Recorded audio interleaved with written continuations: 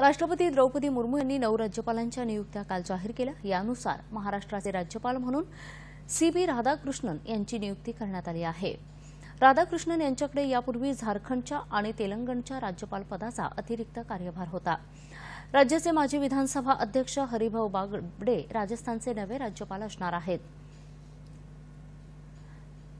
जिष्णुदेव वर्मा यांची तेलंगणाचे राज्यपाल म्हणून नियुक्ती करण्यात आली आहे, तर संतोष कुमार गंगावार झारखंडचे राज्यपाल असणार आहेत।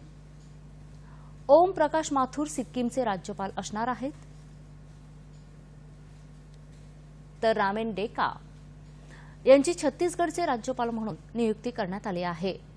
सी.एच. विजय शंकर यांची मेघालयचे राज्यपाल म्हणून नियुक्ती करण्यात आली असून गुलाबचंद कटारिया हे पंजाबचे राज्यपाल असतील। त्यांची चंदीगड या केंद्रशासित प्रदेशाचे प्रशासक म्हणून देखील नियुक्ती करण्यात आली आहे। लक्ष्मण प्रसाद आचार्य यांना आसामच्या राज्यपाल पदाची जबाबदारी देण्यात आली आहे। तसंच त्यांच्याकडे मणिपूरच्या राज्यपाल पदाचा अतिरिक्त कार्यभारही देण्यात आला आहे। पंजाबचे राज्यपाल आणि चंदीगडचे प्रशासक असलेले बनवारीलाल पुरोहित यांचा राजीनामा राष्ट्रपतींनी स्वीकारला आहे।